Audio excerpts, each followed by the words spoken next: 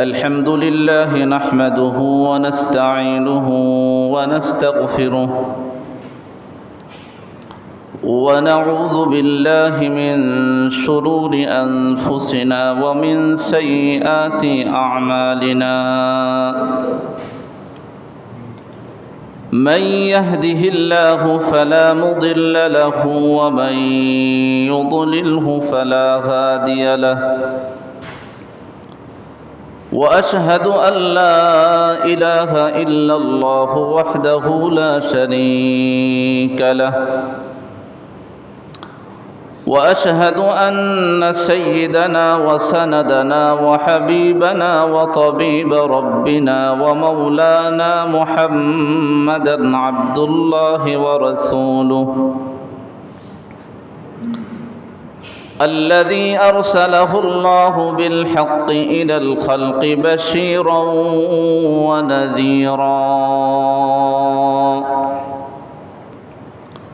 وداعيا إلى الله بإذنه وسراجا وقمرا منيرا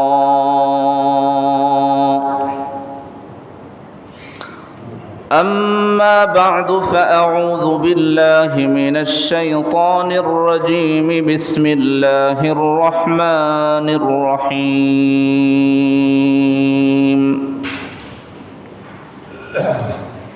ولنبلونكم بشيء من الخوف والجوع ونقص من الأموال والأنفس والثمرات وبشر الصابرين الذين إذا أصابتهم مصيبة قالوا إنا لله وإنا إليه راجعون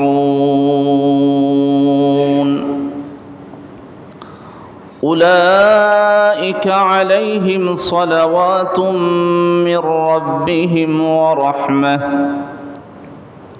وأولئك هم المهتدون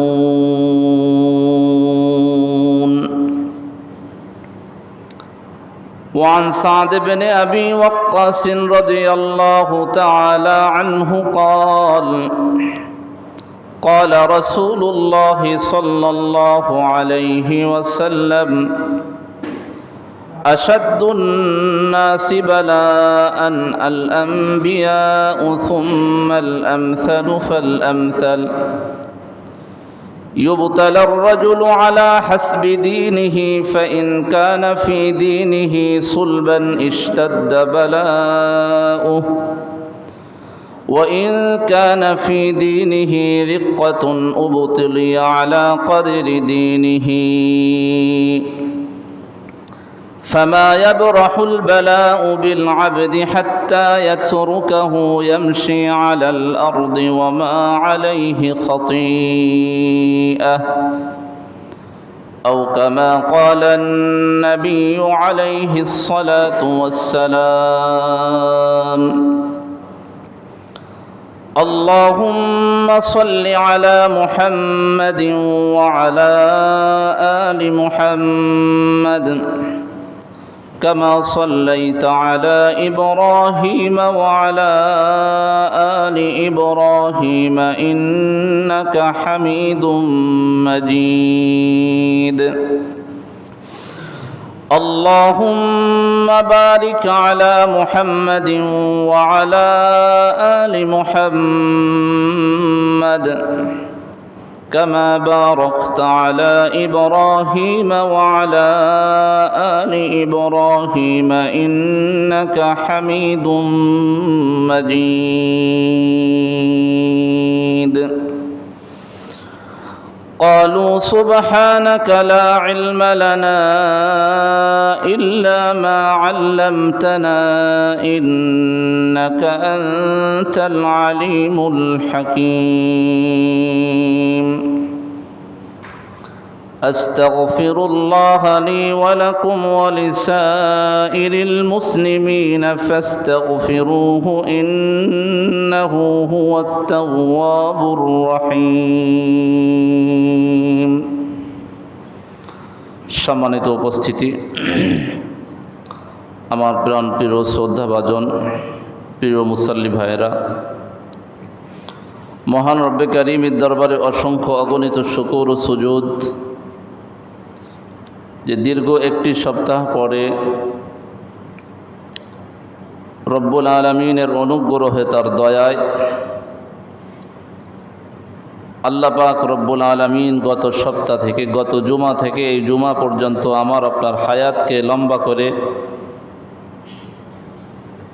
এই সপ্তাহে জুমার নামাজ আদায়ের জন্য পবিত্র ঘর মসজিদুল আল আকসা জামে মসজিদে আমাকে আপনাকে জুমার জন্য প্রস্তুতি নিয়ে মসজিদে উপস্থিত হওয়ার তৌফিক দান করেছেন। এজন্য আমরা সকলে সেই রব্বে কারীমের দরবারে শুকরিয়া আদায় করি, বলি আলহামদুলিল্লাহ। সম্মানিত উপস্থিতি,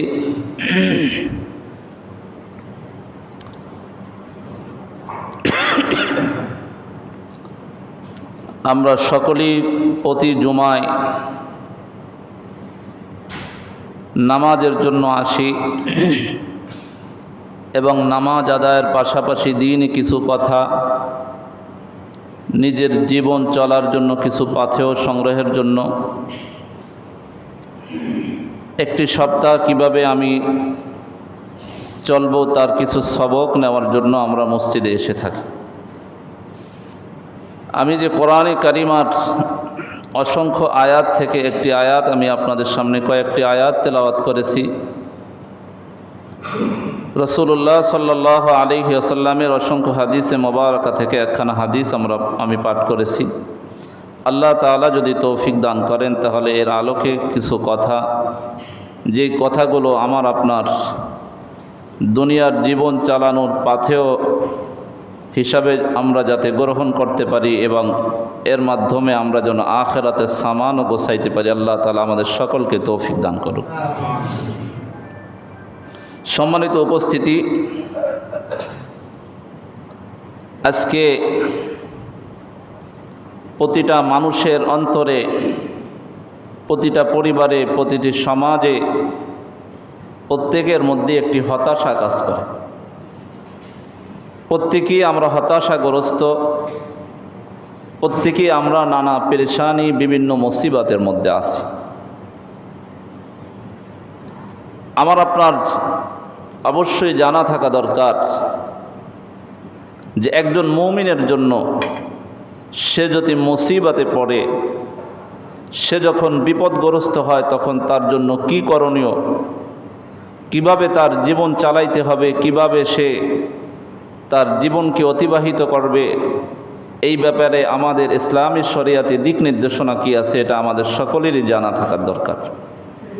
এবং মুসিবতের সময় ধৈর্য ধারণ করলে কিভাবে ধৈর্য ধারণ করতে হবে, কিভাবে ধৈর্য ধারণ করলে আল্লাহর পক্ষ থেকে পুরস্কার পাওয়া যায়, এই বিষয়টা আমার আপনার জানার দরকার।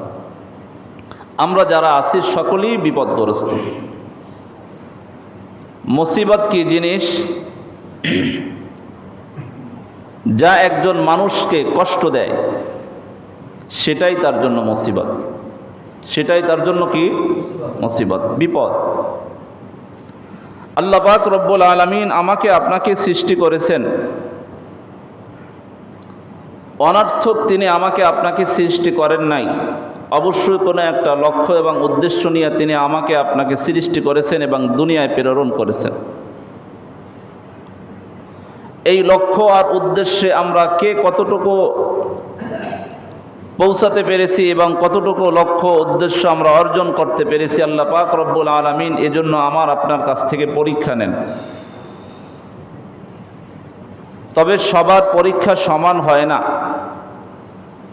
যারা ক্লাস 1-এ পড়ে তাদের পরীক্ষা আর যারা ক্লাস 2-তে পড়ে তাদের পরীক্ষা সমান নয়। 2 ক্লাসের পরীক্ষা আর 3-র পরীক্ষা কি নয়? সমান নয়। যারা 5ম শ্রেণীতে পড়ে আর যারা এসএসসি, এই দুই শ্রেণীর পরীক্ষা কি নয়? সমান নয়। এসএসসি এবং এইচএসসি তাদের পরীক্ষা কি নয়? সমান নয়। যে যে কোয়ালিটির তার কাছ থেকে দুনিয়ার সিস্টেম অনুযায়ী সেই হিসাবে পরীক্ষা নেওয়া হয়।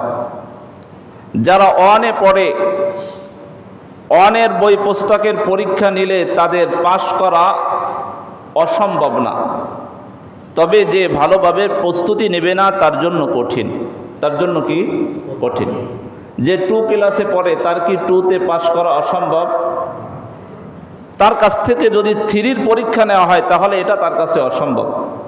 যার কাছ থেকে যদি 5ম শ্রেণীর বইয়ের পরীক্ষা নেওয়া হয় তখন এটা তার কাছে অসম্ভব, কিন্তু ক্লাস 2র ছাত্রের জন্য 2 ক্লাসের পরীক্ষা এটা তার কাছে অসম্ভব। এই পরীক্ষায় পাশ করা তার কাছে কোনোভাবেই কি নয়? অসম্ভব নয়। তবে যদি সে সেইভাবে প্রস্তুতি না গ্রহণ করে তাহলে তার কাছে কঠিন হবে। আল্লাহ পাক রব্বুল আলামিনও ঠিক আমার আপনার কাছ থেকে বিভিন্ন সময় মুসিবত দিয়ে, বিভিন্ন সময় বিপদে ফেলে আল্লাহ পাক রব্বুল আলামিন আমার আপনার কাছ থেকে পরীক্ষা নেন। কি নেন? পরীক্ষা নেন যে আমরা কে কতটুকু পরীক্ষায় সফলতার সাথে, আমরা পরীক্ষায় যে ফলাফল পেয়ে আমরা কে কতটুকু, কত মার্ক পেয়ে আমরা কতটুকু সফলতার সাথে পাশ করতে পারি। আল্লাহ পাক রব্বুল আলামিন এটা আমার আপনার সামনে, পুরা জাতির সামনে এটা কি করে দেন? স্পষ্ট করে দেন। কারণ দেখেন, স্কুল হোক মাদ্রাসা হোক, যখন কোনো টিচার 10 জন ছাত্র বা 10 জন ছাত্রীকে পড়ায়, বলেন তো 10 জন ছাত্র বা ছাত্রীর উপরে টিচারের একটা অভিজ্ঞতা হয় কি হয় না যে আমার এই পরীক্ষা নিলে আমার কতজন ছাত্র পাশ করবে আর কতজন পাশ করবে না, কে কোন মানের পাশ করবে, এই একটা অভিজ্ঞতা টিচারের হয় কি হয় না? কথা বলেন না, হয় কি হয় না? কিন্তু যদি টিচার সরাসরি কাগজ কলমের মাধ্যমে পরীক্ষা না নিয়ে টিচার যদি ক্লাসে একজনকে ফার্স্ট বয় ঘোষণা করে, আরেকজনকে সেকেন্ড, কেউরে পাশ করায় কাউরে ফেল করায়, পৃথিবীর কোনো সমাজ এটা মেনে নিবে? কথা বলেন না। যে ছেলেটা ফেল করেছে ওকেও যদি টিচার নিজের ইচ্ছা অনুযায়ী ফেল করায় দেয়, পরীক্ষা দিয়েও ফেল করবে, তারপরে কোনো সমাজ এটা কি করবে না? মানবে না। আল্লাহ পাক রব্বুল আলামিনও জানেন আমরা কে কতটুকু পাশ করব, তারপরেও আল্লাহ পাক রব্বুল আলামিন পরীক্ষা এজন্য নেন যাতে আমরা আল্লাহর ব্যাপারে কোনো অভিযোগ করতে না পারি যে আল্লাহ আপনি তো আমাকে জান্নাতের ফয়সালা করেন না, এজন্য যাইতে পারি নাই। আল্লাহ পাক রব্বুল আলামিন এজন্য বিপদে মুসিবতে ফেলে আমার আপনার কাছ থেকে পরীক্ষা নেন যে আমরা কে কতটুকু সফলতার সাথে পরীক্ষায় আমরা ফলাফল অর্জন করতে পারি। এজন্যই আল্লাহ তাআলা আমার আপনার কাছ থেকে পরীক্ষা নেন, বিপদে ফেলেন। এই যে মুসিবত, এই যে বিপদ, এটা প্রতিটা মানুষের জীবনেই আসে। প্রতিটা মানুষের জীবনে মুসিবত আর বিপদ লেগেই থাকে। এখন হলো আমার আপনার জন্য করণীয় হলো এই মুসিবতের সময় আমার আপনার কি করতে হবে। যখন আমার জীবনে মুসিবত নেমে আসবে তখন আমি কিভাবে এই মুসিবত থেকে আমি উদ্ধার হব, বা আল্লাহর কাছ থেকে এই মুসিবতের যে সঠিক যে বেনিফিট এটা আমি আল্লাহর কাছ থেকে কিভাবে পাইতে পারি, সেই ব্যাপারে আমার আপনার ইসলামী শরিয়া থেকে, কোরআন সুন্নাহ থেকে দিক নির্দেশনা নিতে হবে। আমি যে আয়াতগুলি তেলাওয়াত করেছি সূরা বাকারার 155, 56, 57 তিনটি আয়াত আমি তেলাওয়াত করেছি। আমার তেলাওয়াতকৃত প্রথম আয়াতের মধ্যে আল্লাহ তাআলা বলেন, وَلَنَبْلُوَنَّكُمْ بِشَيْءٍ مِّنَ الْخَوْفِ وَالْجُوعِ وَنَقْصٍ مِّنَ الْأَمْوَالِ وَالْأَنفُسِ وَالثَّمَرَاتِ। আল্লাহ তাআলা বলতেছেন অবশ্যই আমি তোমাদেরকে পরীক্ষায় ফেলবো, পরীক্ষা নিব ভয়ের মাধ্যমে। কিসের মাধ্যমে? তোমার জীবনটা সংকীর্ণ হয়ে যাবে, মনে হবে যে তোমার জন্য পৃথিবীটা একেবারে সংকুচিত হয়ে গেছে। এই মুসিবতে জর্জরিত হয়ে মনে হয় আমি এখন শেষ। এরপরে আল্লাহ তাআলা বলতেছেন মিনাল খাউফি ওয়াল জু', অভাব অনাটন, ক্ষুধা দিয়ে, তোমার অভাব অনাটন দিয়ে আমি তোমাকে পরীক্ষা করব। অনাকসিম মিনাল আমওয়ালি ওয়াল আনফুসি ওয়াস সামারাত, এবং আমি তোমার সম্পদের মধ্যে সম্পদকে তোমার কাছ থেকে কেড়ে নিয়ে অনেক সময় আপনজনের মৃত্যু ঘটিয়ে, আল্লাহ তাআলা বলতেছেন অনেক সময় তোমার ব্যবসায় লস এর মাধ্যমে, অনেক সময় তোমার নানা কর্মকাণ্ডে বিভিন্ন ধরনের ব্যাঘাত ঘটিয়ে আল্লাহ তাআলা বলতেছেন আমি তোমার কাছ থেকে পরীক্ষা নিব। তবে তুমি যদি এই ক্ষেত্রে ধৈর্য ধারণ করতে পারো, আল্লাহ তাআলা নবীজিকে বলতেছেন আপনি ওই সমস্ত ধৈর্যশীলদের সুসংবাদ দান করেন। কি করেন? তাহলে পরীক্ষা আল্লাহ তাআলা আমার কাছ থেকে, আপনার কাছ থেকে, সকলের কাছ থেকেই নেবেন। তবে সকলের পরীক্ষা কি সমান? কথা বলেন না। সকলের পরীক্ষা সমান? ক্লাস 2 আর ক্লাস 5 দুই ক্লাসের পরীক্ষা কি সমান? সমান না। কিভাবে পরীক্ষা নেবেন? আল্লাহ রাসূল সাল্লাল্লাহু আলাইহি ওয়াসাল্লাম হাদিসের মধ্যে বলতেছেন আশাদ্দুন নাসি বালাআন আল আমবিয়া সুম্মাল আমসাল ফাল আমসাল। এই পৃথিবীতে আল্লাহ তাআলা বিশেষ করে যারা ঈমানদার, যারা আল্লাহকে বিশ্বাস করে, যারা আল্লাহ তাআলাকে মানে, যারা রসুলকে মানে, রসুলের উপরে বিশ্বাস স্থাপন করে, যারা মনে করে আমার জন্য জান্নাত আছে, আল্লাহ তাআলা জাহান্নাম সৃষ্টি করেছেন, হাসরের ময়দানে আল্লাহ তাআলা আমার আপনার জন্য হিসাব নিকাশের দিন, আল্লাহ তাআলা হাসরের ময়দানকে আল্লাহ তাআলা নির্ধারণ করেছেন। ওই দিন আমার সমস্ত আমলনামার হিসাব আমার সামনে পেশ করা হবে। ভালো করলেও ভালোটা পাবো, খারাপ করলেও আমি এর যে শাস্তি সেটাও আমি পেয়ে যাব। আল্লাহ তাআলা তাদের কাছ থেকে পরীক্ষা নেন এবং পরীক্ষা নিবেনও। তবে পরীক্ষা নেওয়ার সিস্টেম হলো ক্লাস 1 এর যারা ছাত্র তাদের কাছ থেকে যেমন কোনো প্রতিষ্ঠান ক্লাস 5 এর পরীক্ষা নেয় না, ক্লাস 5 এর ছাত্রদের কাছ থেকে কখনো দুনিয়ার কোনো প্রতিষ্ঠান যেমনিভাবে এসএসসি পরীক্ষা তারা নেয় না, আল্লাহ তাআলা ঠিক তদ্রূপভাবে যারা সাধারণ দুর্বল মুসলমান তাদের কাছ থেকে আল্লাহ তাআলা ওইভাবে কঠিন কোনো পরীক্ষা নেবেন না। পরীক্ষা কিভাবে নেবেন? নবীজি হাদিসের মধ্যে বলেন আশাদ্দুন নাসি বালাআন আল আমবিয়া, এই পৃথিবীতে সব থেকে বেশি মুসিবতের শিকার হয়েছে, এই পৃথিবীতে সব থেকে কঠিন পরীক্ষার সম্মুখীন করেছে আল্লাহ তাআলা তার নবী এবং রাসূলদেরকে। সব থেকে কঠিন পরীক্ষা আল্লাহ তাআলা কার কাছ থেকে নিয়েছেন? কথা বলেন না, নবী রাসূলগণদের থেকে। কারণ তারা হলো আল্লাহ তাআলার সৃষ্টিকুলের মধ্যে আদম সন্তান হলো শ্রেষ্ঠ, আর তার মধ্যে নবী রাসূলগণ হলো সর্বশ্রেষ্ঠ। নবী রাসূলগণদের থেকে আল্লাহ তাআলা যে ধরনের কঠিন কঠিন পরীক্ষা নিয়েছেন, আল্লাহ তাআলা আমার আপনার কাছ থেকে কিন্তু ওই ধরনের কঠিন পরীক্ষা নেবেন না। কারণ নবী রাসূলগণের যে কঠিন পরীক্ষা তাদের কাছ থেকে নেওয়া হয়েছে, ওই পরীক্ষা আমার আপনার কাছ থেকে নিলে আমি আর আপনি পাস করতে পারবো না। একজন 2 ছাত্রের কাছ থেকে 5 এর পরীক্ষা নিলে সে কি করতে পারবে না? পাস করতে পারবে না। আল্লাহ তাআলা নবী রাসূলগণদের কাছ থেকে, সাহাবীদের কাছ থেকে, আইম্মায়ে মুজতাহিদদের কাছ থেকে যেভাবে পরীক্ষা নিয়েছেন, ওইভাবে পরীক্ষা আল্লাহ তাআলা আমার আপনার কাছ থেকে নিলে আমরা কি করতে পারবো না? পাস করতে পারবো না। এজন্য আমার অবস্থা হিসাবে আল্লাহ তাআলা আমার কাছ থেকে কি করবেন? পরীক্ষা নেবেন।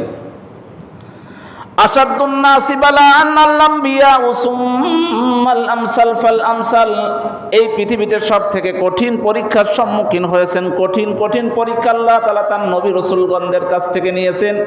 এরপরে পর্যায়ক্রমে যার ঈমানের অবস্থা যেমন, আল্লাহ তাআলা কিয়ামত পর্যন্ত তাদের কাছ থেকে সেই ধরনের আল্লাহ তাআলা পরীক্ষা নেবেন। নবী রাসূলগণ কিভাবে পরীক্ষার সম্মুখীন হয়েছেন? আমরা অসংখ্য নবী রাসূলগণদের কথা জানি, যারা আল্লাহ তাআলা যাদের কাছ থেকে কঠিন কঠিন পরীক্ষা নিয়েছেন। আল্লাহ তাআলার হাবিব, আল্লাহ তাআলার খলিল হযরতে ইব্রাহিম খলিলুল্লাহর কাছ থেকে আল্লাহ তাআলা কেমন কঠিন পরীক্ষা নিয়েছেন আমাদের জানা আছে। আল্লাহ তাআলা হযরতে মূসা আলাইহিস সালামের কাছ থেকে কেমন কঠিন পরীক্ষা নিয়েছেন তাও আমরা জানি। আল্লাহ তাআলা হযরতে ঈসা আলাইহিস সালামের কাছ থেকে কেমন কঠিন পরীক্ষা নিয়েছেন সেটাও আমাদের জানা আছে। আল্লাহ তাআলা হযরতে জাকারিয়া আলাইহিস সালামের কাছ থেকে কেমন কঠিন পরীক্ষা নিয়েছেন তা আমাদের জানা আছে।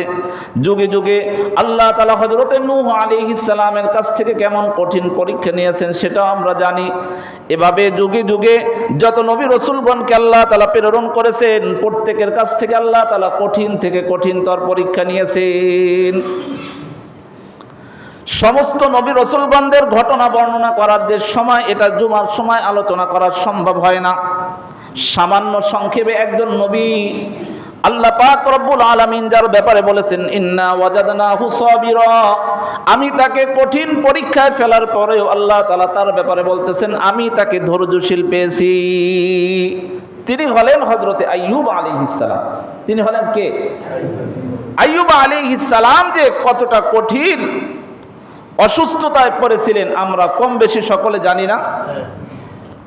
আল্লাহ তাআলা আইয়ুব আলাইহিস সালামকে এমন কঠিন পরীক্ষায় ফেলেছিলেন, আইয়ুব আলাইহিস সালামকে আল্লাহ তাআলা এমন কঠিন রোগ দিয়েছিলেন এবং আল্লাহ তাআলা তার দুনিয়ার যে সমস্ত সম্পত্তি তাকে আল্লাহ তাআলা দান করেছিলেন সেইগুলোকে আল্লাহ তাআলা ছিনিয়ে নিয়েছিলেন। তার যে 7 জন সন্তান ছিল 7 জন সন্তানকেও আল্লাহ তাআলা মৃত্যু ঘটিয়ে দিয়েছিলেন। এই কঠিন মুসিবতের সময় এমনকি আত্মীয় স্বজন আপনজন থেকেও তাকে আল্লাহ তাআলা আলাদা করে দিয়েছিলেন। এলাকার মানুষজন হযরতে আইয়ুব আলাইহিস সালামকে তার নিজের বসত ভিটার থেকে উৎখাত করে আইয়ুব আলাইহিস সালামকে একেবারে একটা জঙ্গলের মধ্যে ময়লা আবর্জনার কাছে এলাকাবাসী তারা রেখে আসছিল। আইয়ুব আলাইহিস সালামের রোগটা কি ছিল? কোরআন ও হাদিসের মধ্যে এই ব্যাপারে স্পষ্ট কোনো কিছু নাই যে কি রোগ ছিল। তবে আমাদের সমাজের মধ্যে একটা কথা পরিচালিত আছে যে আইয়ুব আলাইহিস সালামের গোশ পচে পচে গায়ের থেকে ঝরতেছিল বা আইয়ুব আলাইহিস সালামের সমস্ত শরীর পোকায় জর্জরিত হয়েছিল, এই ধরনের একটা কথা আমরা শুনছি। আসলে এই কথাগুলো একজন নবীর ব্যাপারে মানানশীল নয়, এটাও সম্পূর্ণ ভিত্তিহীন কথা। আইয়ুব আলাইহিস সালামের কাছ থেকে আল্লাহ তাআলা পরীক্ষা নিয়েছেন, কঠিন রোগে আল্লাহ তাআলা তাকে আক্রান্ত করেছেন। তবে সেই রোগটা কি ছিল সেটা কোরআন হাদিসে কোথাও কি নাই, উল্লেখ নাই। আল্লাহ তাআলা পরীক্ষা নিয়েছেন, তবে আল্লাহ তাআলা কোন নবী রাসূলগণদের থেকে এমন কোন পরীক্ষা নেন নাই যে পরীক্ষার কারণে ওই নবী রাসূলগণ কাফের মুশরিকদের কাছে হাসি ঠাট্টার পাত্র হবে। আইয়ুব আলাইহিস সালামের সমস্ত শরীরে যদি পোকায় জর্জরিত হয়ে যেত তাহলে তার কাফের উম্মতরা তারা হাসি ঠাট্টা করত, আইয়ুব তুমি যদি ভালো হও তাহলে তোমার শরীরের এত দুরবস্থা কেন? এজন্য অমুসলিমদের হাসির পাত্র হয় এমন কোন পরীক্ষা আল্লাহ তাআলা কারো কাছ থেকে নেন নাই। আইয়ুব আলাইহিস সালামের রোগটা কি ছিল সুনির্দিষ্টভাবে কোরআন ও হাদিসের কোনো কি নাই, উল্লেখ নাই। তবে আমরা যেটা জানি আইয়ুব আলাইহিস সালামের সমস্ত শরীরে পচন ধরে গিয়েছিল বা সমস্ত শরীর পোকায় জর্জরিত হয়েছিল।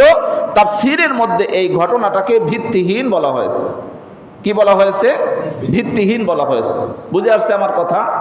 আমরা তো সকলে এটা জানি, কিন্তু এটা সম্পূর্ণ একটা ভিত্তিহীন কথা। এটা একজন নবীর শানে এ ধরনের কথা বলা যাবে না।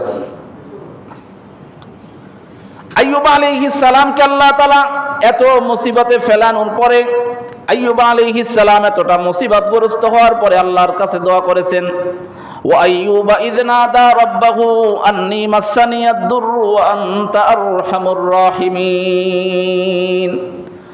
আইয়ুব আলাইহিস সালাম মুসিবতগ্রস্ত হয়েছেন।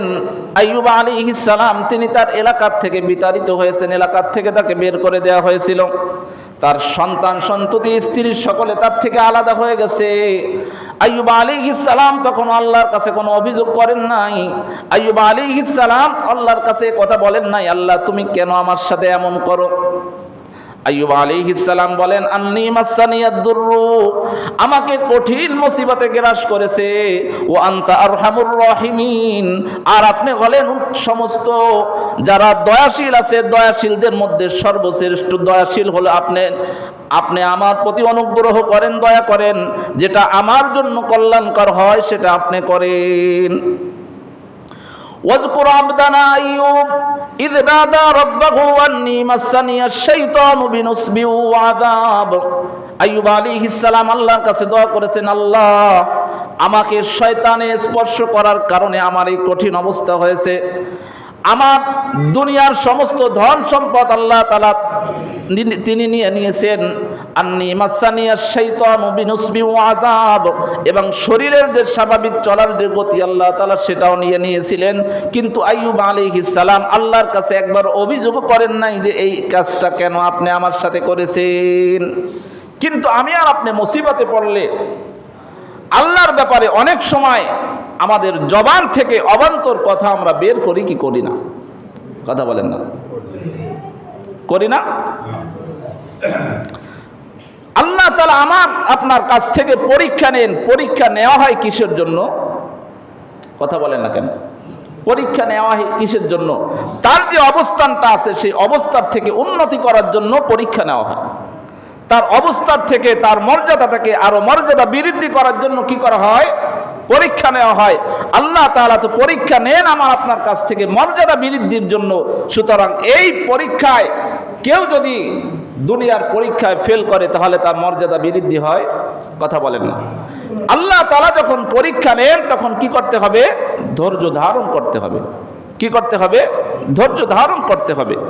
পরীক্ষা আল্লাহ তাআলা আমার আপনার কাছ থেকে, এই পরীক্ষা আল্লাহ তাআলা এমন কঠিন পরীক্ষা নিবেন না যে পরীক্ষায় আমার আপনার জন্য পাশ করা অসম্ভব। অবশ্যই আল্লাহ তাআলা আমার আপনার অবস্থা হিসাবে পরীক্ষা নিবেন, যে পরীক্ষায় আমি আর আপনি পাশ করতে পারি, তবে এটা ধৈর্যের সাথে মোকাবেলা করতে হবে। নবীজি হাদিসের মধ্যে বলেছেন সব থেকে কঠিন পরীক্ষা কাদের কাছ থেকে নেওয়া হয়েছে? কথা বলেন না, কাদের কাছ থেকে? নবী রাসূলদের কাছ থেকে। এরপরে নবীজি বলেন সুম্মাল আমসাল ফাল আমসাল, এরপরে যারা ইমানের দিক দিয়ে, দিনদারিত্বের দিক দিয়ে যাদের ইমানই শক্তি যারা বেশি, তারা সেই ধরনের পরীক্ষার সম্মুখীন হয়েছেন। এরপরে পর্যায়ক্রমে যারা, তারপরে তাদের কাছ থেকে কি পরীক্ষা নেওয়া হয়েছে? ওই ধরনের পরীক্ষা নেওয়া হয়েছে। এরপরে নবীজি সাল্লাল্লাহু আলাইহি ওয়াসাল্লাম বলেছেন কারো দ্বীনের ব্যাপারে, দিনদারিত্বের ব্যাপারে যার মজবুতি আছে, আল্লাহ তাআলা তাদের কাছ থেকে পরীক্ষা নিয়েছেন। ইস্তাদ্দা বালাউহু, তার পরীক্ষাটা একটু কঠিন হয়েছে। যার দিনদারিত্ব একটু হালকা, আল্লাহ তাআলা তার পরীক্ষাটা হালকা করেছেন। আল্লাহ রাসূল সাল্লাল্লাহু আলাইহি ওয়াসাল্লাম বলেন এভাবে বান্দা মুসিবতগ্রস্ত হতে থাকে, বিপদের সম্মুখীন হতে থাকে, আর এইভাবে সে পৃথিবীতে চলাফেরা করতে থাকে। আর এমন একটা সময় তার উপর বিপদ আসে আর সে মুসিবতের সময় ধৈর্য ধারণ করে, এমন একটা সময় হয়ে যায় সে জমিনে চলাফেরা করে, আর বিপদ আর মুসিবতের কারণে আল্লাহ তাআলা তার জিন্দেগীর সব গুনাহ মাফ করে দেন। হাত্তা ইয়াতরুকাহু ইয়ামশি আলাল আরদি ওয়া মা আলাইহি খাতিয়া, সে জমিনে চলাফেরা করে, তার আমল নামায় কোনো গুনাহ থাকে না। আমল নামায় কি থাকে না? গুনাহ থাকে না। কি করলে? মুসিবতে ধৈর্য ধারণ করলো। এখন এই ধৈর্য ধারণ এটা তিন ধরনের হয়ে থাকে। কয় ধরনের? কথা বলেন না, কয় ধরনের? তিন ধরনের। একটা হলো সবর আলা তাআহ, দুই নম্বর হলো সবর আনিল মাসিয়াত, তিন নম্বর হলো সবর আলাল বালা। একটা হলো আনুগত্যের উপরে, আল্লাহ এবং আল্লাহ রাসূল যেটা বলেছেন আমি সেইটার উপরেই থাকবো, এটাকে বলা হয় সবর আলা তাআহ। আল্লাহ যেটা মানতে বলেছেন আমি সেটাকেই মানব, আল্লাহ যেটা হালাল করেছেন সেটাই হালাল হিসাবে আমি গ্রহণ করব, আল্লাহ তাআলা যেটা হারাম করেছেন সেই হারাম থেকে বেঁচে থাকব, নবীজি যেটা করতে বলেছেন সেটাই আমি করব, নবীজি যার থেকে বাঁচতে বলেছেন তার থেকে বেঁচে থাকব। এটাকে বলা হয় সবর আলা তাআহ। যদি দুইটা জিনিস একসাথে আসে, যে একটা করা হালাল আর একটা করা কি হারাম, কিন্তু আমি মুসিবতে আছি, ধরেন খুব অভাব অনাটন চলতেছে, খুব মুসিবতের মধ্যে আছি, পেরেশানির মধ্যে আছি, চাকরি নাই, ইনকামের কোনো ব্যবস্থা নাই, কিন্তু কারো কাছ থেকে ধারও পাওয়া যায় না। এখন বাধ্য হয়ে আমার কি করতে হবে? সুদে টাকা নিতে হবে। অথবা আমার কোনো অনুষ্ঠানের জন্য, মেয়ের বিবাহের জন্য মেয়ের বিবাহ দিতে হবে, টাকা পয়সা নাই, এজন্য সুদের আমরা দ্বারস্থ হই কি হই না? কথা বলেন না। বিভিন্ন এনজিওদের কাছ থেকে আমরা সুদে টাকা নেই কি নেই না? বা যারা সুদি লেনদেন করে তাদের কাছ থেকে আমরা সুদি কারবার করি কি করি না? করি। তাহলে এই ক্ষেত্রে সুদ হালাল না হারাম? কথা বলেন না, সুদ হালাল না হারাম? আপনি যে ভালো কাজটা করতেছেন, আপনার শুধু যদি ধৈর্য ধারণ করতে পারতেন, তাহলে আল্লাহ পাক রব্বুল আলামিন হালাল পন্থায় আপনার কাজটা আল্লাহ তাআলা সমাধান করে দিতেন। কারণ আল্লাহ তাআলা তো বলেছেন, ওয়াবাশশিরিস সাবিরিন, যারা ধৈর্যশীল তাদেরকে তুমি শুভ সংবাদ দাও। ইন্নাল্লাহা মাআস সাবিরিন, যারা ধৈর্য ধরে আল্লাহ তাআলা তাদের সঙ্গে থাকেন। যাদের সঙ্গে সঙ্গী আল্লাহ হয়ে যান, তাদের কোনো কিছুর অভাব হয়? কথা বলেন না। আমাদের উপমহাদেশের একজন বিখ্যাত আলেম আবুল হাসান আলী নদভী রহমাতুল্লাহি আলাইহি, হয়তো যারা ইসলামী ইতিহাস সম্পর্কে যারা পড়াশোনা করেছে হয়তো এই নামটা তারা শুনেছে। নামটা কি? আবুল হাসান আলী নদভী রহমাতুল্লাহি আলাইহি। উনি ওনার কিতাবের মধ্যে একটি ঘটনা উল্লেখ করেছেন যে ধৈর্য ধরলে তার ফলাফলটা কি হয়।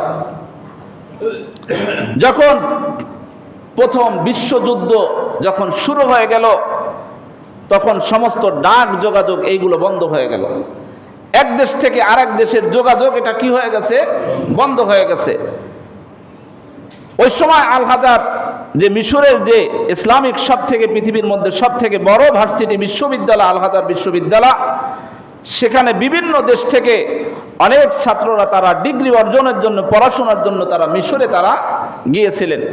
হঠাৎ করে যুদ্ধ শুরু হয়ে গেলে যার যার মতো করে এক একজনের বাড়িতে চলে গেছে, কিন্তু একজন ছাত্র, তার কাছে টাকা পয়সাও ছিল না, বাড়ির সাথেও কোনো যোগাযোগের ব্যবস্থা ছিল না, সে ছাত্রটা ওখানে পড়ে আছে। কয়দিন আর না খেয়ে থাকা যায়? একদিন, 2 দিন, 3 দিন অনাহারে পড়ে আছে। মাদ্রাসার পাশে একটা 2-4 জনে ভাড়া নিয়ে একটা রুমে তারা সেখানে থাকতো, কিন্তু সকলে তো চলে গেছে, ছেলেটা এখন বাসায় একা। খাবারের কিছু নাই, পানি ছাড়া তাদের আর খাবারের কাছে তার কাছে আর কোনো কিছু মওজুদ নাই। হঠাৎ করে জুমার দিন চলে আসছে। শুক্রবারে এত কঠিন মুসিবতের পরেও সে চিন্তা করতেছে, আজকে আমি জুমা পড়ব, জুমার নামাজ আদায় করব। মিশরের যে সব থেকে বড় শায়েখ, ওই বিশ্ববিদ্যালয় ওই ভার্সিটির সব থেকে বড় যে শায়েখ, উনি যে মসজিদে নামাজ আদায় করান, সেই মসজিদে আমি নামাজ আদায় করব শায়েখের পিছনে, আমার উস্তাদের পিছনে। উস্তাদের পিছনে নামাজ আদায়ের জন্য বাসার থেকে বের হয়েছেন। প্রতিমধ্যে যাওয়ার পথে একেটো পেটের মধ্যে অনেক ক্ষুধা। হঠাৎ করে একটা বাড়ির থেকে, বাসার থেকে খাবারের সুস্বাদু খাবারের ঘেরান আসতেছে। ওই খাবারের ঘেরান তার নাকে আসার সাথে সাথে যে ক্ষুধা যেটা চাপা ছিল সেইটা আরো মাথা চারা দিয়ে উঠছে। এখন সে ভাবতেছে, যদি আমি এখান থেকে কিছু খাবার খাইতে পারি তাহলে আমার জীবনটা মনে হয় বেঁচে যাবে, আমার জীবনটা বাঁচানো সহজ হবে। ওই নিয়তে তিনি উকি দিয়ে দেখলেন, উকি দিয়ে একটা দরজার মতো দেখতেছেন, দরজাটা ফাঁকা করে দেখতেছে একটা রুমে অনেকগুলো খাবার, অনেক আইটেমের খাবার রাখা আছে। এখন দেখতেছে খাবারের পাশে কেউ নাই। ওই ছাত্রটা ভাবতেছে, যদি আমি এখান থেকে কিছু খেয়ে নেই তাহলে আমার জীবনটা বেঁচে যাবে, এখানে তো আর আমাকে দেখার মতো কেউ নাই, কে আমাকে দেখবে? এই কথা মনে করতেছে। আবার মনে করতেছে, কেউ যদি না দেখে তো আমার একজন মালিক রব্বুল আলামিন তিনি তো দেখতেছেন, তিনি তো দেখেন। সুতরাং অনুমতিবিহীন কার খাবার আমি গ্রহণ করব হাসরের ময়দানে? এর জন্য আল্লাহর আদালতে আমার আসামি হিসাবে দাঁড়াইতে হবে। আবার মনে ভাবতেছে যে না, আমি খাওয়ার পর ওই লোকটাকে খুঁজবো, খুঁজে তার কাছ থেকে মাপ চেয়ে নেব। কিন্তু আবার মনে মনে ভাবতেছেন, আমি যে খাবারটা গ্রহণ করব, আমি তাকে তার কাছে মাপ চাওয়ার আগ পর্যন্ত আমার যে হায়াত আছে কিনা এটা আমার জানা নাই। যাই হোক, খাবার গ্রহণ না করে চলে গেলেন। শাইখে আজহারের মসজিদে জুমার নামাজ আদায়ের জন্য চলে গেলেন। জুমার নামাজ আদায়ের পরে আবার সোজা এসে রুমের মধ্যে শুয়ে পড়লেন। শরীরটা খুব ক্লান্ত, পেটের মধ্যে খাবার নাই, ক্ষুধায় কাতর হয়ে গেছে, ক্লান্ত হয়ে শুয়ে আছেন। কিছু সময় পরে দরজার সামনে এসে কে যেন দরজাটা নাড়াচ্ছেন, করাঘাত করতেছেন। আর দরজা খুলে দেখতেছেন তার উস্তাদ, তার শায়েখ দরজার সামনে দাঁড়িয়ে আছে। এত কঠিন মুসিবতের মধ্যে পড়েও, এত বিপদগ্রস্ত হয়ে ওস্তাদকে দেখার সাথে সাথে শরীরটা মনে হয় আগের থেকে একটু, শরীরের মধ্যে একটু মনে হয় জীবনের সঞ্চার হলো। বলতেছে, ওস্তাদ আপনি এখানে আসলেন, কি উদ্দেশ্যে আসছেন, কেন আসছেন? ওস্তাদ বলতেছে, চলো আমার সাথে চলো। ওস্তাদ সঙ্গে করে নিয়ে রওনা হয়েছেন। এরপরে ওস্তাদ জিজ্ঞাসা করতেছেন, বিবাহ করবা নাকি? এখন তার পেটে তো খাবার নাই, বিবাহ করবে, মোহর কোথায় পাবে? ছাত্র বলতেছে, শায়েখ আপনার কাছে তো আমার বাবা আপনার কাছে দিয়ে গিয়েছেন, সুতরাং আপনি যেটা ফয়সালার যে সুন্দর যে প্রস্তাব, যে কাজটা আমার জন্য ভালো মনে করেন, আমার বাবাও সেটা সুন্দরভাবে গ্রহণ করবে। আপনি যদি করাই দেন তাহলে আমার কোনো আপত্তি নাই। বিবাহটা হয়ে গেল। বিবাহের ঘটনা হলো ওই মিশরের আল হাজার বিশ্ববিদ্যালয়ের যে শাহী যে জামে মসজিদ আছে, ওই জামে মসজিদে একটা বিবাহের একটা ঘটনা হওয়ার কথা ছিল। জুমার পরে একটা বিবাহের অনুষ্ঠান হবে। সম্ভ্রান্ত দুই ফ্যামিলি, মেয়ের ফ্যামিলি আর ছেলের ফ্যামিলি, হঠাৎ করে জুমার আগ মুহূর্তে সংবাদ পৌঁছে দিয়েছে যে ছেলে পক্ষ ওই মেয়েকে বিবাহ করতে রাজি নয়। হঠাৎ করে এই সংবাদ যখন মেয়ের বাবার কানে গেল, তখন মেয়ের বাবা এসে হুজুরকে বলতেছে, হুজুর আমার পক্ষে এটা কোনোভাবেই সম্ভব নয় যে আমার মেয়েকে সংবাদটা দিব, কারণ আমার মেয়ে হলো কোমলমতি মেয়ে, আমি তাকে বিবাহ দিতে চাইছি, সে ছেলেকে দেখতেও চায় নাই, আমার উপরে সে আস্থা রেখেছে, আমার সন্তুষ্টি, আমার পছন্দই তার পছন্দ, সুতরাং এই সংবাদটা বলেন তো আমি আমার মেয়েকে কি করে দেই? ছেলে যেমনই হোক, একজন ছেলের দরকার, সেই ছেলের সাথে আমার মেয়ের বিবাহ দিয়ে দিব। শাইখে মিশর আল হাজার বিশ্ববিদ্যালয়ের যে বড় মসজিদ, শাহী মসজিদের ইমাম, মিশর আল হাজার বিশ্ববিদ্যালয়ের সব থেকে বড় শায়েখ, তিনি ওই ছেলের খোঁজে, ছাত্রের খোঁজে চলে গেলেন, ছাত্রকে নিয়ে আসলেন, বিবাহ পড়াইলেন, এরপরে ছেলেকে দেখতে পাঠাইলেন, মেয়ের সাথে দেখা সাক্ষাৎ হলো। এরপরে যখন একসাথে খাবার খাইতে বসছে, অনেক নানা রকমের বিভিন্ন ধরনের আইটেমের ব্যবস্থা, হাজার রকমের খানা, কোনটা থুয়ে কোনটা খাবে, কিন্তু সকলে খায়, আর ছেলে আর খাইতে পারে না, তার দুই চোখ দিয়ে পানি প্রবাহিত হয়। শায়েখ জিজ্ঞাসা করতেছে, তোমার কি হয়েছে? তোমার কি মেয়েটা পছন্দ হয় নাই? যদি মেয়ে পছন্দ না হয় তাহলে আমার কাছে বলো, আমি এখনই বিবাহটা ভেঙে দেই। আর যেহেতু আমি বিবাহ পড়াইছি, আর বিবাহ হয়ে যাওয়ার কারণে এখন সে অর্ধেক মোহর পাবে, সেই অর্ধেক মোহর আমি আদায় করে দেব, যদি তোমার পছন্দ না হয় বলো। ছাত্র বলতেছে, না না, আমার এমন কোনো বিষয় নয়, আমার পছন্দ অপছন্দর কোনো বিষয় নয়, আমি এই কারণে কান্দি না, আমি ভিন্ন একটা কারণে কান্দি। কারণ আমি হলাম একজন অসহায় একজন মানুষ, এমন একটা ফ্যামিলির সাথে আপনি আমাকে বিবাহ দিয়ে দিয়েছেন, এটা আমার জীবনে কল্পনাও ছিল না। জুমার আগে আপনি তো আমাকে একেবারে মেইন রোডটা নিয়ে আসছিলেন, আমি আপনার মসজিদে নামাজের জন্য আমি বিতার দিয়ে বাইপাস সড়ক দিয়ে আমি যখন যাচ্ছিলাম, এই বাড়ির পাশ দিয়ে যখন আমি যাচ্ছিলাম, তখন আমি এই বাড়ির খাবারের সুখ ঘেরান আমার নাকে যখন আসছিল, আমার ক্ষুধাটা আরও মাথা তারা দিয়ে উঠছিল, আমি এই খাবারগুলো খেতে চাইছিলাম, কিন্তু শুধুমাত্র আল্লাহর ভয়ে আমি এটা খাইতে পারি নাই, আমি চলে গিয়েছিলাম। যদি আমি ওই সময় এক লোকমা খাবার খাইতাম তাহলে হয়তো ওই একদিনে ওই আমার খাবারটা শেষ হয়ে যাইত, কিন্তু আমি এই মুসিবতে ধৈর্য ধারণ করেছি। এজন্য আল্লাহ তাআলা যতদিন আমি হায়াতে আছি, এই বাড়ির মেহমান হিসাবে আল্লাহ তাআলা কবুল করে নিয়েছেন। ধৈর্য ধারণ করলে কি হয়? ফল পাওয়া যায়, সুফল পাওয়া যায়, তবে এর জন্য ধৈর্য ধরতে হবে। কখন সুফল আসবে? মাতা রাসূলুল্লাহ, আল্লাহ রাসূলের সাহাবীরা যুদ্ধের ময়দানে মুসিবতগ্রস্ত হয়ে বলা বলি করা শুরু করে দিয়েছিল, কখন আল্লাহর সাহায্য আসবে, কখন আল্লাহর সাহায্য আসবে। আল্লাহর সাহায্য আসছে কি আসছে নাই? কথা বলেন না, অবশ্যই আসবে। তাহলে সবর আলা তাআত, আনুগত্যের উপরে আল্লাহ আল্লাহ রসুল যেটাকে হালাল করেছেন, এই হালালের উপরে থাকা, এটাই হলো সবর। যেটাকে হারাম করেছেন, হারাম থেকে বেঁচে থাকার নামই হলো সবর। সবর আনিল মাসিয়াত, গুনাহ থেকে বেঁচে থাকা, এটা হলো সবর। আমার সামনে দুইটা অপশন আছে, আমি চাইলে গুনার কাজেও আমি সংযুক্ত হয়ে যেতে পারি, না চাইলে গুনার থেকেও বাঁচতে পারি। তাহলে গুনার থেকে বাঁচার নামই হলো সবর। বলেন না, গুনার থেকে বাঁচার নাম কি? আমার সন্তান অনেক বাহানা ধরেছে, আমার কাছে টাকা পয়সা নাই, সন্তানের কোনো একটা অনুষ্ঠান করতে হবে, অথবা বাবা মায়ের 3 দিনের মিলাদ দিতে হবে। এই ধরনের সমাজের মানুষ আজকে সাধারণ এই সমস্ত জিনিস করতে গিয়েও মানুষ সমিতি কিস্তির থেকে বিভিন্ন যারা সুদে টাকা লাগায় তাদের দ্বারস্থ হয়, বিভিন্ন এনজিও যারা আছে তাদের কাছ থেকে সুদে টাকা এনে এই সমস্ত কার্যক্রম সমাজের মানুষ করে কি করে না?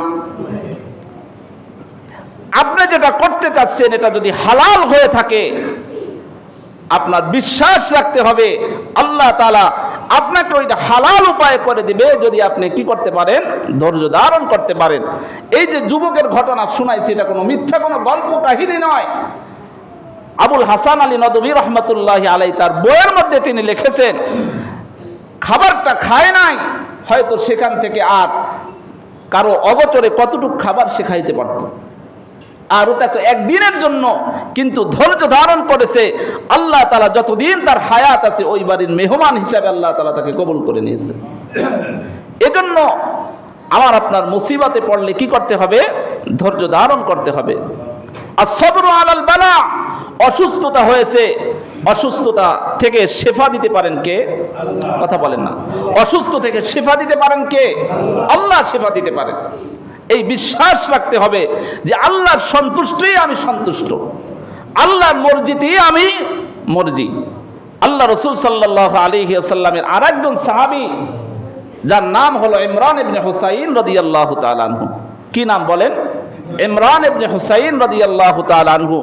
তিনি এতটা অসুস্থ হয়ে পড়েছেন, তার একজন সাথী, আল্লাহ রাসূলের আরেকজন সাথী হযরতে মুতাররিফ রাদিয়াল্লাহু তাআলা আনহু তাকে দেখার জন্য আসছেন। হযরত ইমরান ইবনে হুসাইন রাদিয়াল্লাহু তাআলা আনহু এতটা অসুস্থ, বিছানার থেকে উঠতে পারে না। এমনকি তিনি সারাদিন, ঘটনার মধ্যে বর্ণনার মধ্যে পাওয়া যায় তার এই অসুস্থতা 30 বছর পর্যন্ত লাগাতার ছিল। তিনি যে বিছানায় শুয়ে থাকতেন, যে বিছানায় সবসময় শুয়ে থাকতেন, উঠতে পারতেন না। তার মলত্যাগের জায়গা দিয়ে খাটটাকে ওখানে তক্তা কেটে মলত্যাগের ব্যবস্থা করা হয়েছিল, কারণ তিনি বিছানার থেকে উঠতে পারতেন না, নড়াচড়া করতে পারতেন না। হযরতে মুতাররিফ রাদিয়াল্লাহু তাআলা আনহু ইমরান ইবনে হুসাইন তার একজন সঙ্গী আর সাথীকে দেখে তিনি কান্নায় ভেঙে পড়লেন, বললেন, ও ভাই ইমরান, তুমি এতটা মুসিবতগ্রস্ত। হযরতে মুতাররিফ রাদিয়াল্লাহু তাআলা আনহু কান্না করতেছেন কার মুসিবত দেখে? কথা বলেন না। তার আরেক ভাইয়ের মুসিবত দেখে। হযরতে ইমরান ইবনে হুসাইন বলতেছে, ইয়া আখি লা তাবকি, ও আমার ভাই তুমি কাঁদবা না, তুমি কান্নাকাটি করবা না, কারণ আমার আল্লাহ আমাকে এইভাবে রেখে সন্তুষ্ট, আমিও এতে সন্তুষ্ট। আমি এইভাবে অসুস্থ থাকাতে আমার মালিক সন্তুষ্ট, এজন্য আমিও সন্তুষ্ট। হযরত সাদ ইবনে আবি ওয়াক্কাস রাদিয়াল্লাহু তাআলা আনহু, আল্লাহ তাআলা যে সমস্ত সাহাবীদেরকে দুনিয়ায় থাকা অবস্থায় যে 10 জন সাহাবীকে জান্নাতের সুসংবাদ দিয়েছিলেন, তার মধ্যে একজন হলো হযরত সাদ ইবনে আবি ওয়াক্কাস রাদিয়াল্লাহু তাআলা আনহু, যার রেফারেন্সে আজকের আমি আমার খুতবার মধ্যে হাদিস যার রেফারেন্সে আমি বর্ণনা করেছি, সেই সাহাবী হলেন কে? জান্নাতি সাহাবী। ওনার শেষ বয়সে উনি অন্ধ হয়ে গেছেন। শেষ বয়সে কি হয়ে গেছেন? হযরতে সাদ ইবনে আবি ওয়াক্কাস তিনি হলেন জান্নাতি সাহাবী। এমন আমল দুনিয়ায় করেছেন, দুনিয়ায় থাকা অবস্থায় আল্লাহ তাআলা তার রাসূলকে জানিয়ে দিয়েছেন, আপনার সাদকে আপনি জানিয়ে দেন আপনার সাদ জান্নাতি। কতটা ভালো মানুষ! তিনি হলেন মুস্তাজাবুদ দাওয়াত। কারো জন্য যদি দোয়া করেন, আল্লাহ তাআলার সাথে সাথে দোয়াটা কবুল করে নেন।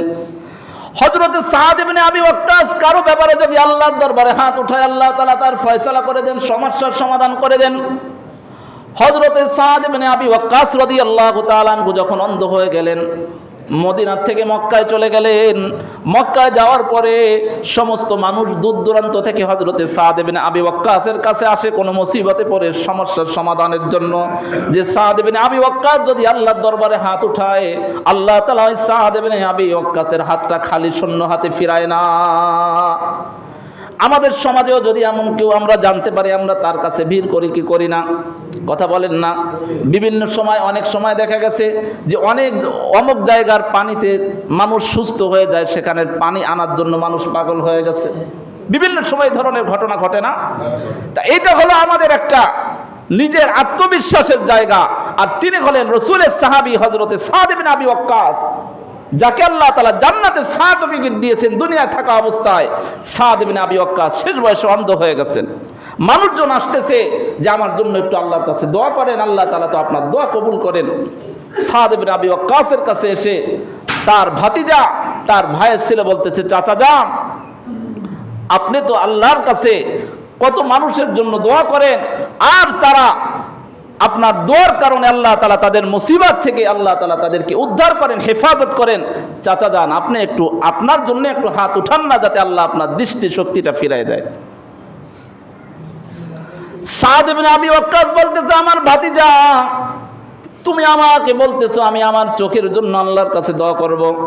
ও আমার ভাতিজা, তুমি কি এটা জানো না, আমি অন্ধ থাকাতে আমার মালিক রব্বুল আলামিন সন্তুষ্ট, এজন্য আমি অন্ধ অবস্থায় জীবনযাপন করাতে আমি সাদ সন্তুষ্ট। একই বলে ধৈর্য, একই বলে ধৈর্য।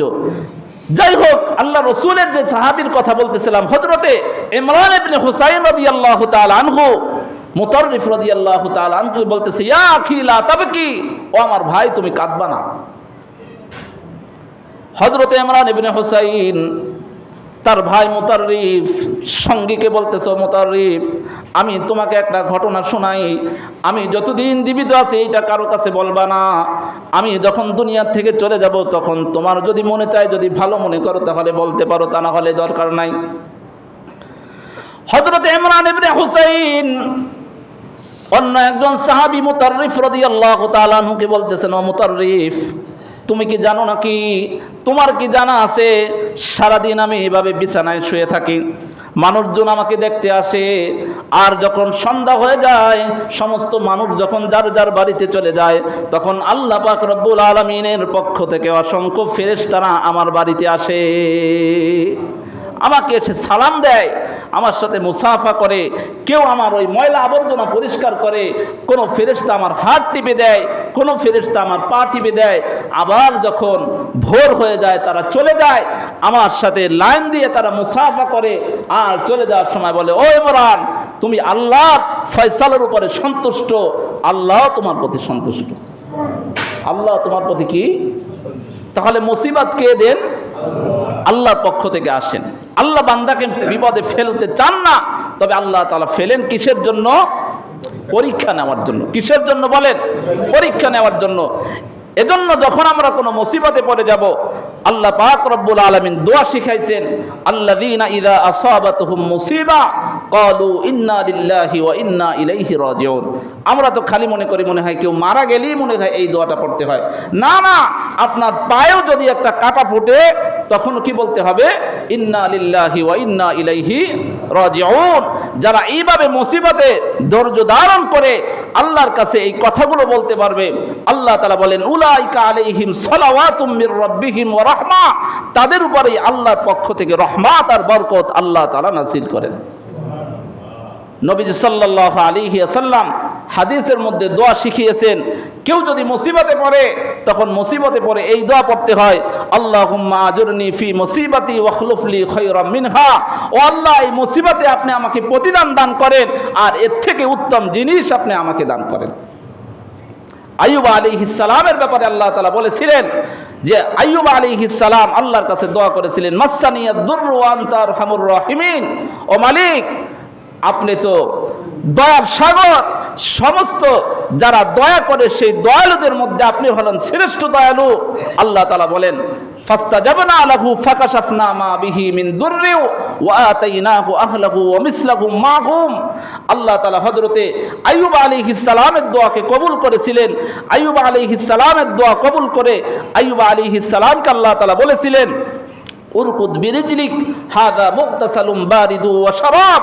আল্লাহ তাআলা বলতেছেন, ও আইয়ুব, তুমি তোমার পা দিয়ে জমিনে আঘাত করো, এখান থেকে মিষ্ট পানি বের হবে, এটা পান করো আর এটা দিয়ে গোসল করো, তুমি সুস্থ হয়ে যাবে। ফাকাশাফনা মা বিহি মিন দুররি ওয়া আতাইনাহু আহলাহু ওয়া মিসলাহুম মাহুম। এরপরে আল্লাহ তাআলা হযরত আইয়ুব আলাইহিস সালামের যে দুনিয়ার যে সম্পত্তি আল্লাহ তাআলা যা নিয়ে নিয়েছিলেন, আল্লাহ তাআলা সেটা তো ফিরিয়ে দিয়েছেন। ধৈর্য ধারণের কারণে আল্লাহ তাআলা তার দ্বিগুণ হযরত আইয়ুব আলাইহিস সালামকে দিয়েছিলেন। এমনকি হাদিস বর্ণনার মধ্যে পাওয়া যায়, তাফসীরের মধ্যে এসেছে যে 7 জন সন্তান আল্লাহ তাআলা আইয়ুব আলাইহিস সালামের নিয়েছিলেন, যাদের মৃত্যু হয়ে গিয়েছিল। পরবর্তীতে আরো 7 জন সন্তানকে আল্লাহ তাআলা হযরত আইয়ুব আলাইহিস সালামের মাধ্যমে দুনিয়ায় আল্লাহ তাআলা প্রেরণ করেছিলেন, এবং সাথে সাথে যে 7 জনকে আল্লাহ তাআলা মৃত্যু দিয়েছিলেন, আল্লাহ তাআলা তাদেরকেও জীবিত করে দিয়েছিলেন। কিসের কারণে? ধৈর্যের কারণে। মুসিবতে পড়ে আমরা ধৈর্য ধারণ করা এটা আমাদের দরকার আছে কি নাই? প্রত্যেকটা মুসিবতে, আপনার ঘরে অভাব, এটা আল্লাহর পক্ষ থেকে পরীক্ষা, ধৈর্য ধারণ করতে হবে। সবর আলা তাআত, যে আল্লাহ যে অবস্থায় রাখছে আল্লাহ সন্তুষ্টই আমি সন্তুষ্ট। সবর আনিল মাসিয়াত, খবরদার গুনার কোনো কাজে ওই সময় লিপ্ত হওয়া যাবে না। গুনাহের কোনো কাজে কি হওয়া যাবে না বলেন? লিপ্ত হওয়া যাবে না। সবরের আরো অসংখ্য ঘটনা আছে, অসংখ্য দৃষ্টান্ত আছে যেটা দেওয়া যাবে, কিন্তু সময় তো আর সেইভাবে আমরা পাবো না, সময় চলে যাবে। কিন্তু সর্বক্ষেত্রে মুসিবাতের মধ্যে যদি আমি আর আপনি ধৈর্য ধারণ করতে পারি, এর পুরস্কার আল্লাহ তাআলা বলেছেন সর্বশেষ পুরস্কারটা হলো জান্নাত। সর্বশেষ পুরস্কারটা হলো কি? জান্নাত। সবরের পুরস্কার কি এটা আল্লাহ তাআলা যদি তৌফিক দান করে আগামী সপ্তাহে ইনশাআল্লাহ আলোচনা করব, যে ধৈর্য ধারণ করলে আল্লাহ তাআলা কি পুরস্কার দিবেন। আল্লাহ তাআলা আমাদের সকলকে মুসিবতে, আমাদের সকলকে আল্লাহ তাআলা ধৈর্য ধারণের তৌফিক দান করুন। বিশেষ একটি আপনাদের জন্য একটি